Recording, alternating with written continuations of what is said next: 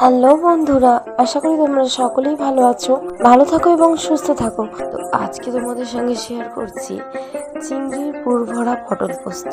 দেখো, পটলগুলোর বাইরেটা খুব ভালো করে বটিতে ছালিয়ে নিয়েছি এবং খুব ভালো করে চেঁচে পরিষ্কার করে নিয়েছি পটলের বাইরেটা, এবং ভেতর থেকেও পটলের যে শাঁসটা ওটাকেও চামচ দিয়ে খুব ভালো করে বের করে নিয়ে এসেছি। পেঁয়াজ কুচি নিয়েছি, পটলের ভিতরের শাঁসটা, আলুটাকে ছোট্ট ছোট্ট কিউব করে কেটে নিয়েছি এবং চিংড়ি মাছতে দিয়ে দিলাম পেঁয়াজ এবং আলু কুচি।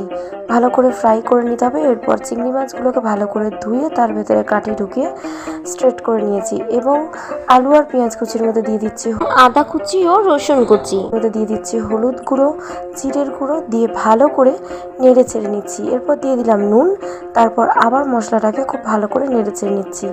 দিয়ে দিলাম পটলের ভিতরের শাঁসগুলো।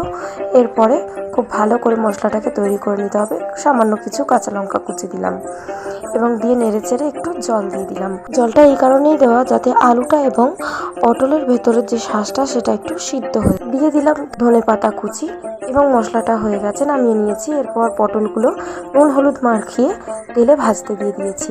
পটল ভাজা হয়ে গেছে, মশলাও রেডি। তো মশলাগুলোকে এবার ওই পটলের খোলার মধ্যে ঢুকিয়ে দিচ্ছি। আস্তে আস্তে চামচ দিয়ে ঢুকিয়ে দেওয়ার পরে এর মধ্যে আমি দিয়ে দিচ্ছি বাদাম। কিছু বাদাম নিয়ে অল্প অল্প করে পরিমাণ মতো প্রত্যেকটা পটলেই যেহেতু দেব, অল্প অল্প করে পটলের মধ্যে দিয়ে দিলাম। পটলের ভেতরে বাদাম দেওয়ার পর দুটো চিংড়ি মাছ দিয়ে দিলাম। এরপর ওপর থেকে আবার পুরগুলো নিয়ে পটলের ভেতরে দিয়ে পুরো পটলের ভেতরটাকে স্টাফ করে দিলাম এবং পটলের ভিতরটাতে পুরো সম্পূর্ণ পুর ভরে দিয়ে পটলের মুখটা আমি আগে থেকেই কেটে রেখে দিয়েছিলাম, সেটার মধ্যে কাঠি ঢুকিয়ে এটাকে লক করে দিলাম। তো এভাবেই আমি প্রত্যেকটা পটলকে পুর ভরে রেডি করে নিয়েছি। তোমরা এর মধ্যে কুড়ানো নারকেল তোমরা অ্যাড করতেই পারো, কিন্তু আমি সবসময়ের জন্য নারকেলটাকে অ্যাভয়েড করে চলি।